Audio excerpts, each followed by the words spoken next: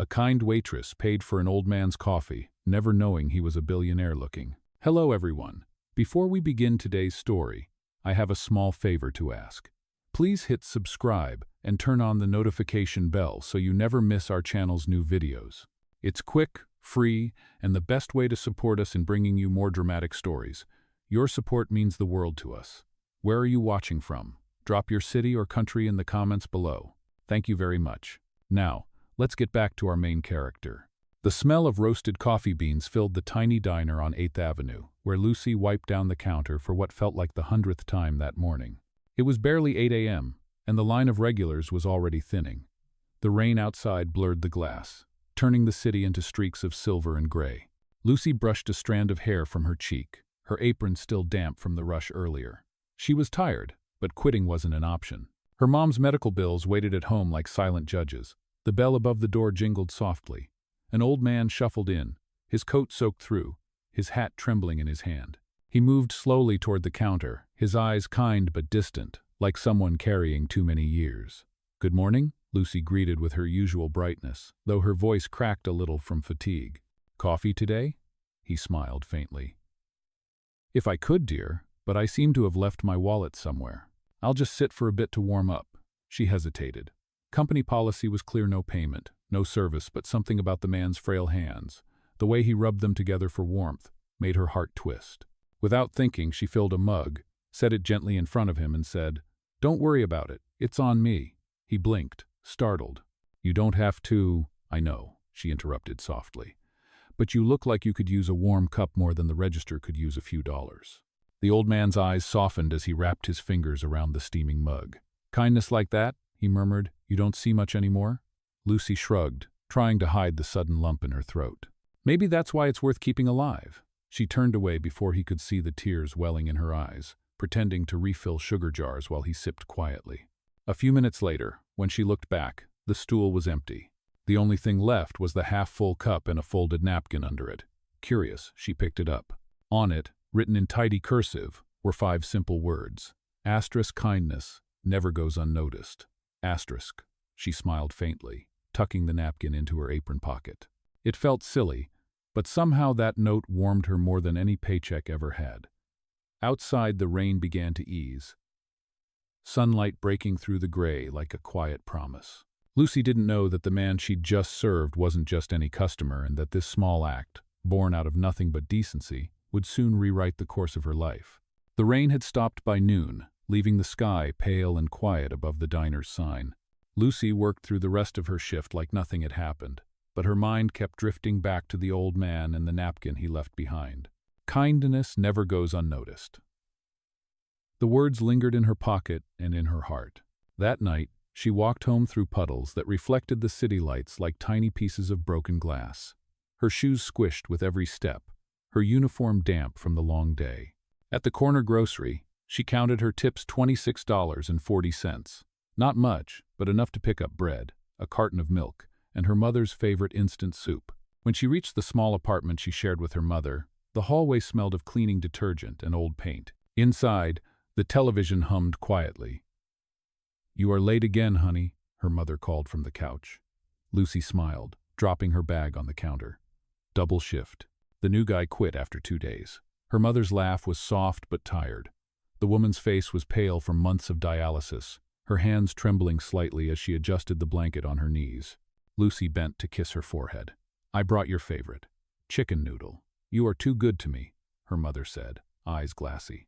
"I am just doing what any daughter would do," Lucy whispered, turning away so her mother would not see the tears threatening to spill. After dinner, she pulled the napkin from her apron and smoothed it flat. She pinned it to the wall above her small desk, next to an old sketch of a calf she had once dreamed of owning. The note looked almost like a signed simple, but full of promise.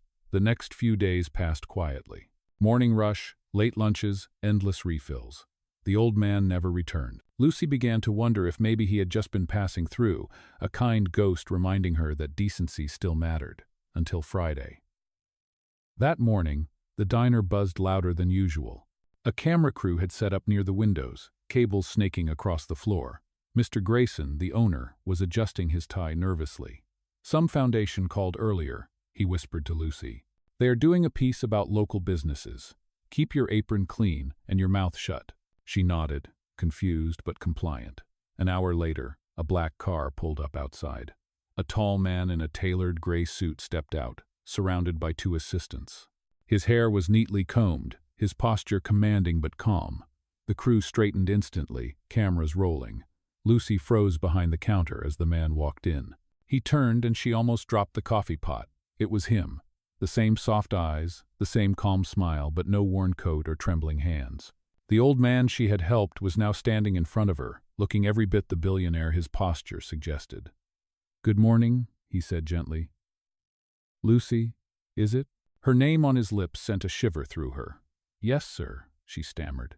"I remember you. You were here last week." He smiled. "And I remember you. You bought me a cup of coffee when you did not have to." The room went quiet. The owner stared, jaw slack. The cameraman slowly zoomed in. "That small act of kindness stayed with me," the man continued. "I came back today because I wanted to see the person who reminded me what generosity looks like when no one is watching." He extended a card toward her. Embossed letters caught the light. Arthur Bennett, Bennett Holdings. Lucy blinked, stunned. The name was familiar. He was the man behind one of the largest philanthropic foundations in the country. "I am hosting a new initiative," he said. "A CAF program that trains and employs young people from struggling backgrounds. I would like you to join us, if you are willing." Lucy's throat tightened. "Me? I am just a waitress." "No," he said softly. "You are the kind of person I want shaping what kindness looks like in this world." For a moment, time stood still. The customers had stopped eating, the air heavy with silence. Lucy looked down at her hands, trembling slightly from shock, and then back at him. Somewhere deep inside, she felt something shift. A door she did not know existed had just opened. And for the first time in years, hope felt real again. Lucy could barely sleep that night. The city outside her window buzzed with the usual Friday night noise, but her mind was louder. She kept replaying the moment Arthur Bennett said her name, the calm sincerity in his voice, the weight of the card he had handed her. It sat now on her nightstand, the gold letters gleaming faintly in the dim light. Bennett Holdings, a billionaire, a man whose face she had seen once on a magazine cover at the grocery store.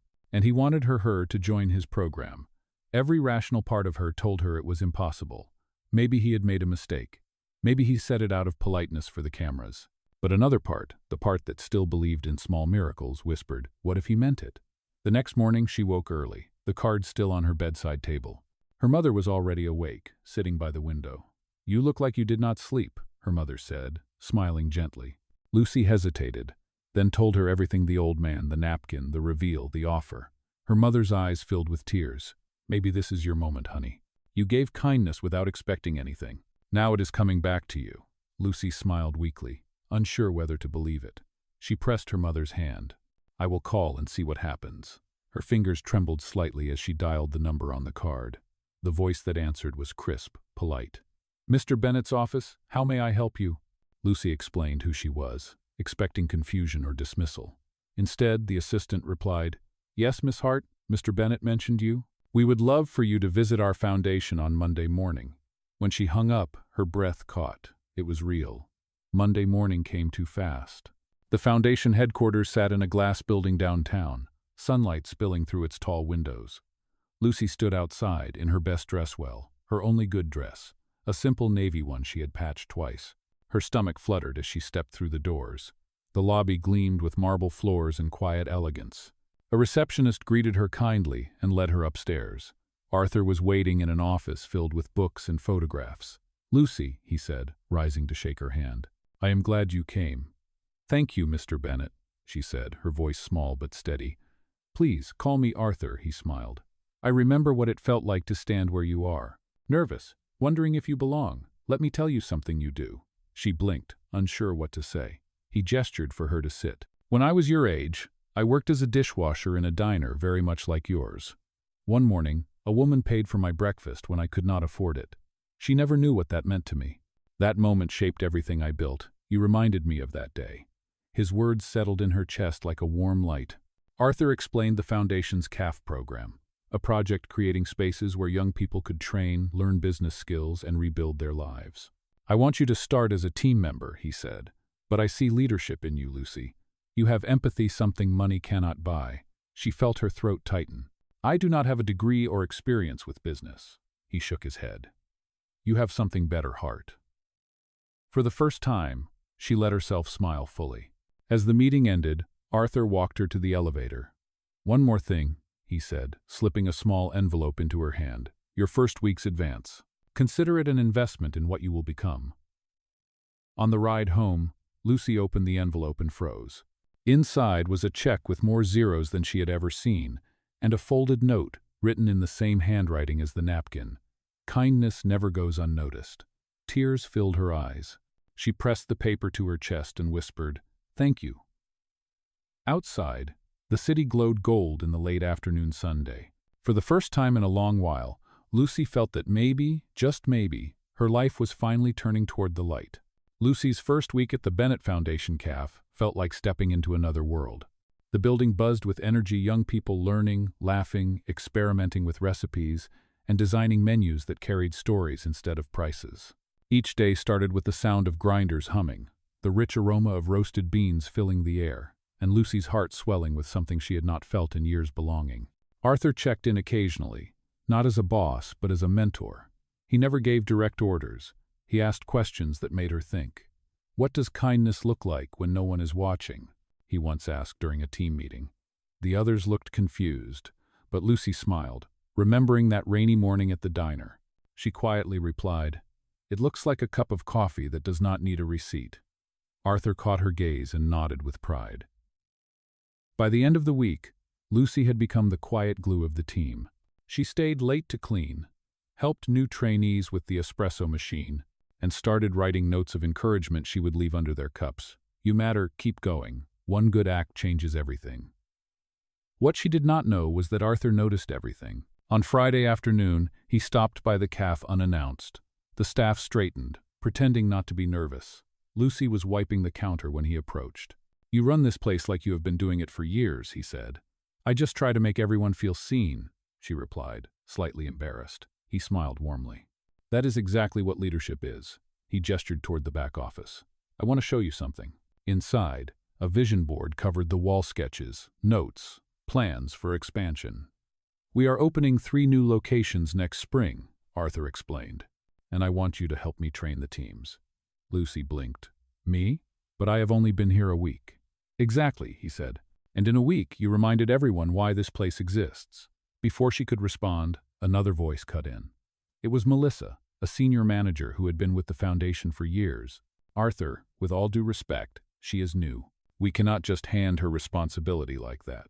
The room tensed. Lucy's heart sank. Melissa continued, "She has no degree, no business background. This is not charity work. It is a company." Arthur's tone remained calm but firm.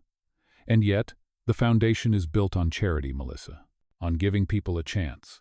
Melissa bit her lip, clearly stung, and left without another word. Lucy looked down, her voice small. "I did not mean to cause trouble." Arthur smiled kindly. "You did not. You reminded us what this place should feel like."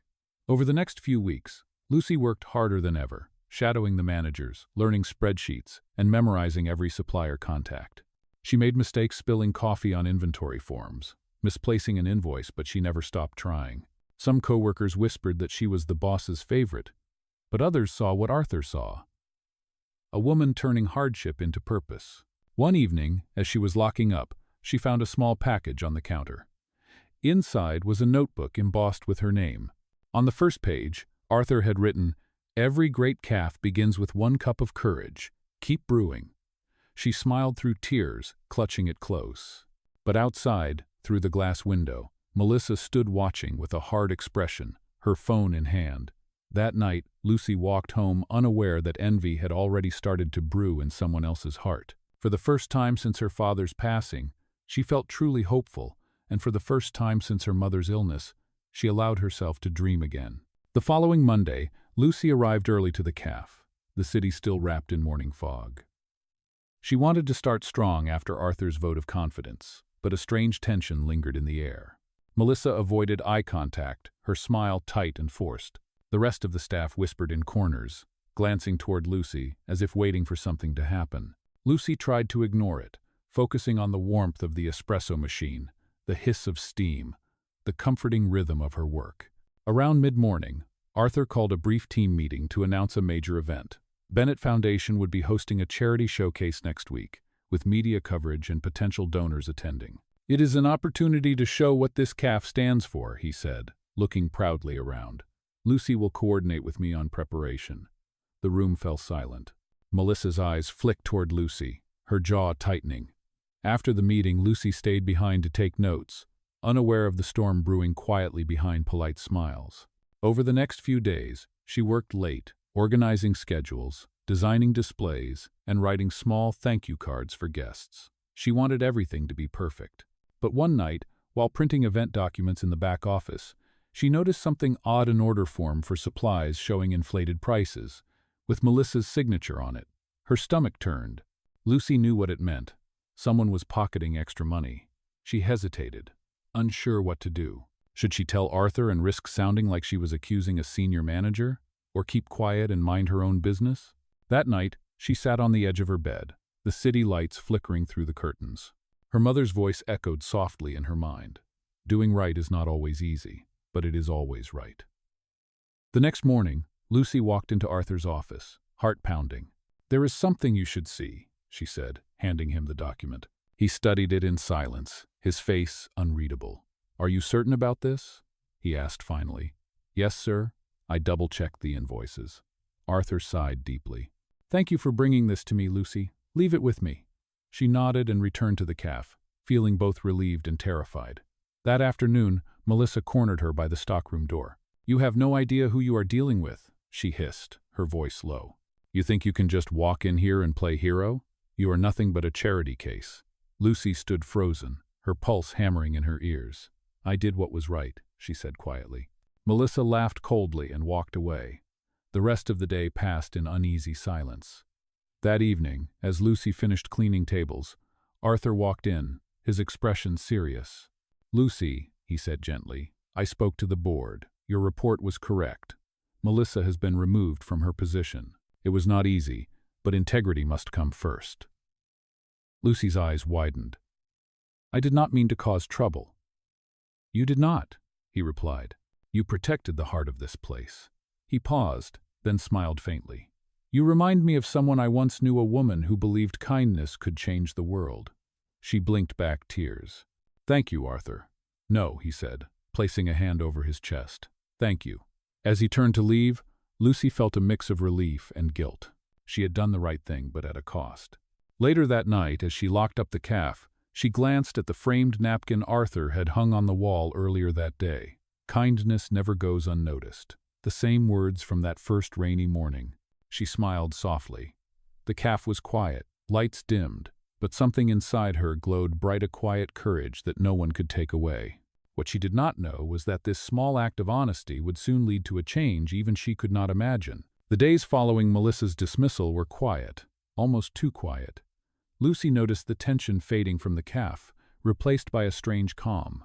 Customers kept coming, drawn by the warmth that had made the place special, and Arthur seemed to spend more time there than ever. He would sit near the window with his coffee, watching Lucy interact with the guests, his expression thoughtful.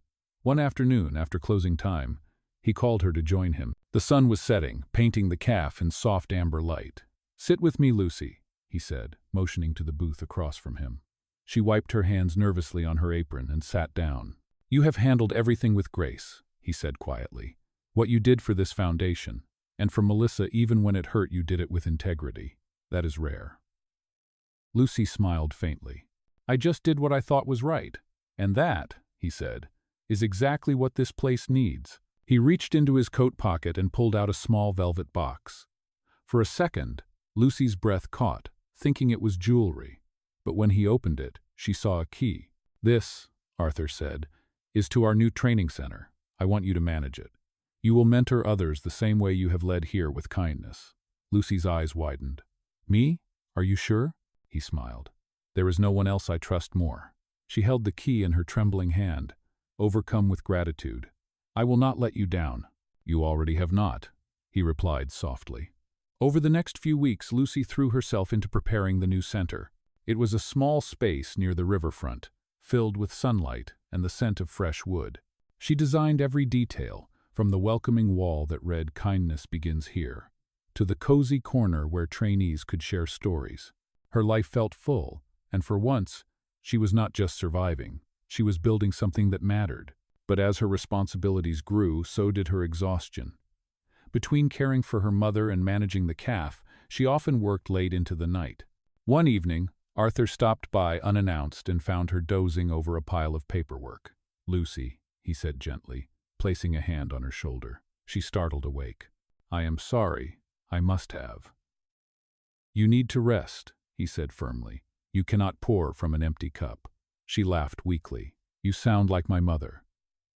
He smiled. "Then she is a wise woman." There was a pause, soft and unspoken. Arthur's gaze lingered for a moment longer than it should have, full of warmth and something deeper, something he quickly hid behind a polite smile. "Go home, Lucy," he said quietly. "Tomorrow is another day." That night, as she walked home through the cool spring air, Lucy's thoughts were a whirlwind. She admired Arthur deeply, not just for his wealth or success, but for his heart, the way he saw people not as tools but as stories. She tried to dismiss the feelings rising in her chest, reminding herself that he was her mentor, her boss, someone far beyond her world. Yet every time he spoke to her, every time he smiled that kind, quiet smile, she felt her walls crumbling. A week later, the new center opened with a modest ceremony. Reporters, donors, and trainees gathered under strings of warm lights. Lucy gave a small speech, her voice trembling with emotion. "This place is proof that kindness can change lives. It changed mine." As the crowd applauded, Arthur stood at the back, watching her with quiet pride. When their eyes met across the room, he mouthed, "Well done." That night, after everyone had gone, Lucy stood alone in the empty center, staring at the wall where her motto hung. "Kindness begins here." She smiled softly, unaware that the kindness she had given so freely was beginning to return to her in ways she never expected. In the weeks that followed the opening of the new center, Lucy's world felt brighter than ever, yet heavier too. Success brought new attention, and with it came expectations she was not used to. Articles appeared online, calling her the heart behind Bennett's kindness revolution. Her picture was in the newspaper beside Arthur's, smiling under the calf's glowing sign. But while the public saw a confident young woman on the rise, Lucy still felt like that diner waitress counting coins in her apron pocket. Late one afternoon, after the rush of visitors had faded, Arthur stopped by the center. He watched quietly as Lucy helped a new trainee, a shy boy named Evan, learn how to pour milk foam into a heart. When she finally noticed Arthur, her face lit up. "You should try one day," she teased. "I doubt you have ever made a latte in your life." He chuckled softly. "You would be surprised, Lucy. I have made plenty of messes in my life, just not as many good cups of coffee." She laughed, the sound filling the room like sunlight. "Maybe you could start with a heart," she said. His smile softened. "Maybe I already have." There was a pause, a silence that lingered longer than usual. For the first time, she saw something vulnerable in his eyes, not the calm confidence of a billionaire, but a quiet loneliness that matched her own. He broke the silence first. "Lucy, would you join me for dinner tonight? Nothing formal, just a thank you for everything you have done." She hesitated. "I do not want people to get the wrong idea." "Let them," he said gently. "Sometimes kindness deserves celebration too." That evening, they met at a small Italian restaurant by the river. The place was cozy, dimly lit, with candles flickering between them. Arthur seemed more relaxed than she had ever seen him. He told stories about his early days sleeping in his office, eating ramen noodles, nearly losing everything twice before success came. "People think wealth makes you untouchable," he said, stirring his drink slowly. "But it does not. It just hides the cracks until someone kind enough looks close enough to see them." Lucy listened, her heart tightening with empathy. "You are not as untouchable as people think," she said softly. "And you are not as small as you think," he replied. For a long moment, neither spoke. The world outside the window blurred with the movement of the river, the city lights dancing across the surface like gold. It felt peaceful, natural, like they had known each other longer than time allowed. When the waiter brought dessert, Arthur leaned forward slightly. "You know, Lucy, I have met hundreds of people with ambition, but very few with heart. You remind me what this foundation was meant to be." She smiled, shy but radiant. You remind me that even the powerful can be kind." He laughed quietly. "Maybe we are not so different after all." After dinner, he walked her home, their footsteps echoing down the quiet street. At her door, she turned to him. "Thank you, Arthur, for believing in me." "You gave me a reason to," he said, his voice low. For a moment, they simply stood there, caught in the soft glow of the streetlight. His hand brushed hers, a fleeting touch, gentle, unsure, real. "Good night, Lucy." "Good night, Arthur." When she stepped inside, her heart raced like it had in that first rainy morning at the diner. She leaned against the door, smiling without meaning to. But across the street, a figure stood half hidden in the shadows, snapping a photo with a phone Melissa. Her eyes narrowed as she looked at the screen. "Let us see how kind they look when the world finds out," she whispered. The next morning, Lucy would wake to find her face and Arthur's plastered all over social media, with headlines twisting their friendship into something scandalous. The next morning, Lucy's phone would not stop buzzing. At first, she thought it was just messages from her team, but when she finally checked, her breath caught. Her face was on the front page of a local news site, next to Arthur's, under a bold headline that read, "Billionaire CEO and his CAF manager, scandal or charity gone too far." Her stomach dropped. The article showed the picture Melissa had taken the night before Arthur walking her home, their hands almost touching under the streetlight. The caption twisted the moment into gossip, hinting that she had used her charm to climb from Waitress to inner circle. Within hours, comments flooded every platform. Some defended her, but others were cruel, calling her a gold digger and a fraud. Lucy's hands shook as she scrolled, the words blurring through tears. She felt sick. Everything she had worked for, everything she believed in, was turning into something ugly. At the cafe, the atmosphere was different. Conversations stopped when she entered. The smiles she once trusted now looked forced. She tried to focus on her work, but every whisper felt like a knife. By noon, Arthur walked in. The room went silent. His usual calm expression was gone, replaced by something tighter, more deliberate. "Lucy, my office," he said quietly. She followed him to the back, heart pounding. He closed the door. "I am so sorry this happened," he began. "We are investigating how that photo got out." She nodded, struggling to find her voice. "People think I did this on purpose, that I wanted attention." "I know you did not," he said firmly. "But the board is concerned. They think the story could damage the foundation's reputation." Lucy swallowed hard. "So what happens now?" He hesitated. "They are asking that you take some time off, just until the press dies down." The words hit like a slap. "Time off? Arthur, I did nothing wrong, I know," he said softly. "But right now, perception is everything." Her chest tightened. "You told me this place was built on kindness and integrity. Now you are asking me to disappear?" His eyes closed briefly, as if the weight of it pained him too. "Please understand, this is temporary." She shook her head, fighting tears. "Temporary or not, it feels like punishment for being seen near you." He reached out, but she stepped back. "Lucy, please." "No," she said quietly. "I believed in this foundation because it believed in people like me. Maybe I was wrong." Without another word, she walked out, the key to the training center still clutched in her trembling hand. That night, she sat alone in her apartment, the lights off, the noise of the city muffled behind the windows. Her mother's voice broke the silence. "Lucy, what happened?" She turned, tears streaming down her face. "They think I did something wrong, Mom. They think I am using him." Her mother took her hand gently. "The truth does not need to shout, honey. It just needs to stand." Lucy cried quietly against her mother's shoulder. The next morning, she turned in her resignation letter. When Arthur found it on his desk, his chest tightened. He picked up the note she had left behind, just one line written in careful handwriting. "Kindness never goes unnoticed." He stared at it for a long time, the same words she had once received from him. For the first time in years, Arthur Bennett felt helpless.